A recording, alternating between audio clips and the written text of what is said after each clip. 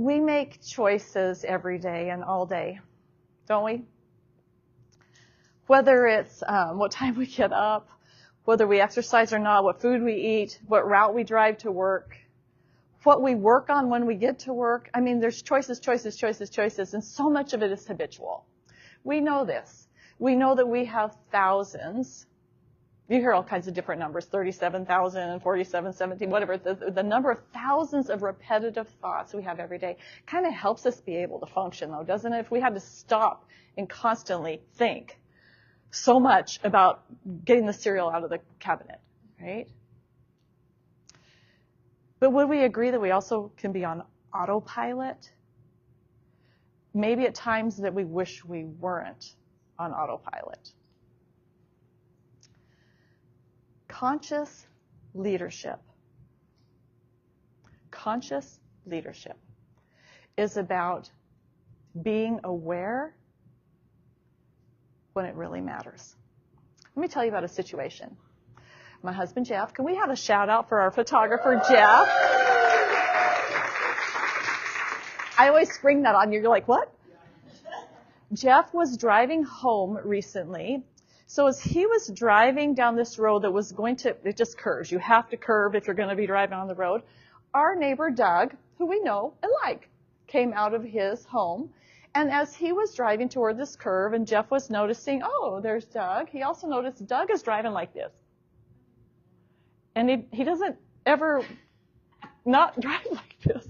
As he drifts down the middle of the road and gets closer and closer, so Jeff, paying attention, thank heavens, hugs the curb without being on the curb, slows down, and eventually slams on the brake as Doug accelerates into the turn. Have we all not done dumb things before? Right, like that's one of those things I tell myself, why did I do that? It was so dumb. We've all done this. This is a human thing. Well, so what happens? They met that day, fender to fender. I was actually out on a walk when this happened, and I happened to come around where Jeff had been, corner, and saw these cars down here, and I'm going to tell you my witness account of what I saw happen. I saw this neighbor that we know get out of his car, and I really didn't even recognize my husband's car because I was like, what's going on up there in the road?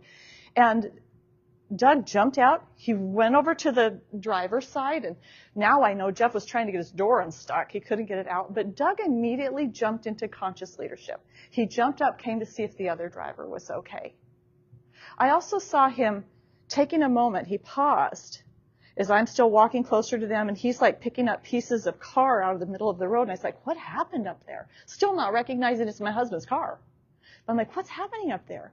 And then I saw him pull out his phone. He's coming back to talk to the driver. And now I know from knowing the story, he not only stepped into his role as a conscious leader, he took on radical responsibility. What I heard him do was call the police. By the time I'd walked a block, he was already on with the police. They called the police immediately. I heard him say, oh, it was clearly my fault. I heard him then get on the phone with his insurance company. Now, at a time when many of us might say, would it have been smarter for him not to say anything, right? That's what they tell you at the insurance company. Don't take fault.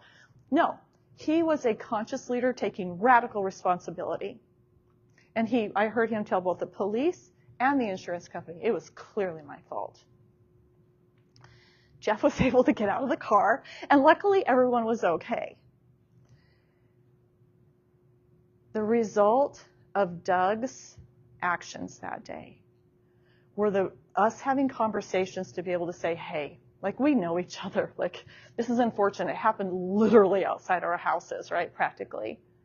The men were able to shake hands. They were able to be grateful and express their gratitude that no one was hurt. It could have been so much worse. And we have a relationship that is preserved. Conscious leaders. We've talked about this a little bit today. We're going to come at this a little bit different angle, a little different wording, but similar concepts that we've talked about today. Conscious leaders choose to respond, not react. Respond, not react. A conscious leader is aware. They're conscious. So not just awake, like we're out of the operating room, we're now conscious kind of thing. We're awake, yes, but we're also aware. And I like to think of consciousness in the term I mean as being a witness. It's almost like you're standing outside of yourself and noticing, right? You're noticing, oh, in this moment, like I saw Doug doing that, like what the heck happened here? And what Doug did was, I think, he flexed a muscle that he's been honing, that radical responsibility piece. He didn't step in, oh, it's not my fault, right? He owned it. We all want to know and be with people that own their choices. What I'm talking about with conscious leadership is not about a job title. I'm not talking about the owner, the manager. I'm talking about anyone can be a conscious leader. The soccer mom, right, who's maybe not even holding a job right now, definitely has the opportunity to be a conscious leader in the way we lead ourselves first, in the choices we make that are aligned with our values. When I say witnessing as a conscious, paying attention to our actions, we're talking really about our thoughts, our beliefs, our actions, all of that coming together with integration, right? So emotional regulation, the integration of the whole piece, and especially the choices we choose to make. Reaction versus response. Reaction is a knee-jerk. The reaction, think about being in traffic. People react, right? There's that knee-jerk reaction versus a response where we thought through. We take that moment to pause. We witness what's happening. Full transparency. I don't have this down. Does any of us have this down? 100%? I'm going to tell you, I didn't plan to tell you, but I'm going to tell you. They're all like that. I'm on the HOA board. Okay, we already know where this story's going. And so Jeff and I were walking the other night about 9 o'clock at night in the dark, and somebody was talking about, who was just talking about walking in the dark? It was Deb. And as we were walking along, I was talking about this meeting. This was just a couple nights ago. And ahead of us, around the corner, a man came lumbering around the corner, walking really fast right toward us. I'm sure Jeff's alerts was up because he rolls like that, but I was just talking about our showcase today. And as this man walked toward us, he literally walked right toward us and yelled at me because I'm on the board. Okay? So he knows I'm on the board, and he yelled at me something that was like just so out of the blue, and it was dark, and this is what I'm talking about.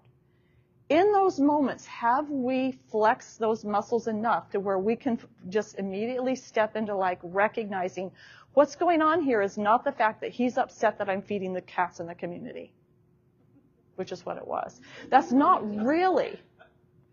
really not what the problem is that he's upset about, and I happen to know that. I'm going to tell you, honestly, I didn't handle that well. Now, I didn't yell back at him, but because he was just barreling on. But I did turn to my husband and say something I'm not proud of.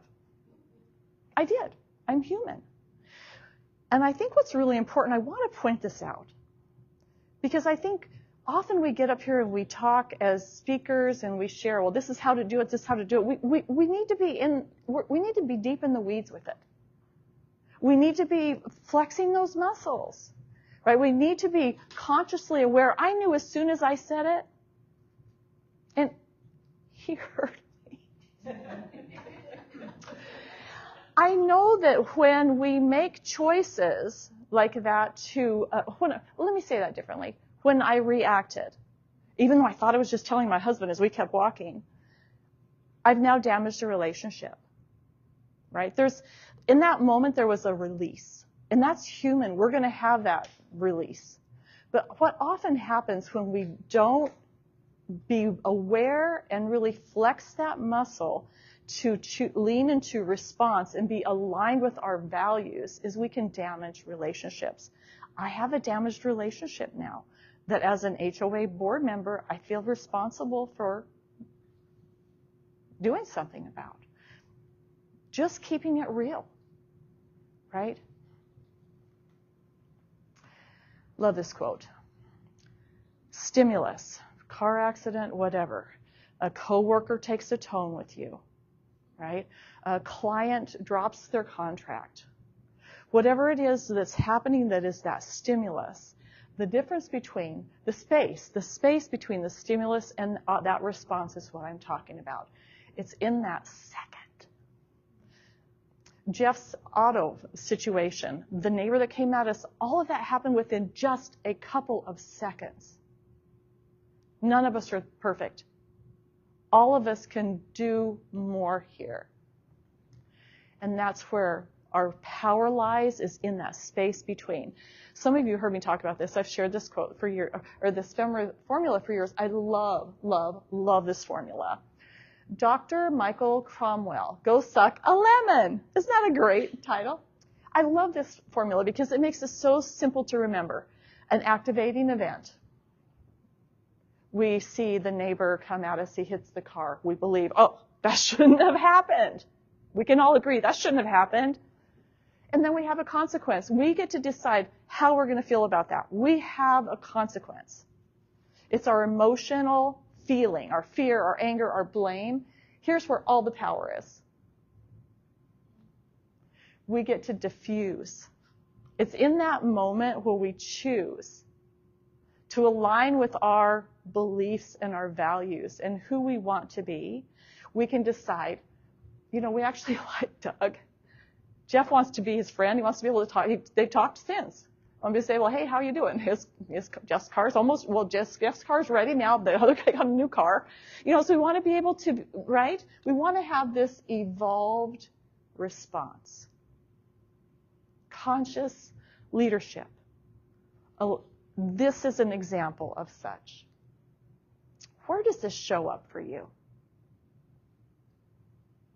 If you think about, and I shared with you vulnerably, and I'm not going to ask you to share with us, but can you think back to, did you have your own HOA yelling in the street moment? Did you had something happen where you feel like, I don't think I handled that as well as I'd like to recently? I'd like you to get that in your mind, and then I'd like for you to just pause and consider. Maybe take a breath. What could have been different there? That's the witness. What could have been different? How can I work that muscle so that next time I can catch it faster? That's the shift. Same outcome, or same situation, different outcome. As conscious leaders, we cannot completely avoid setbacks or challenges, whether it's something at work or in our personal life.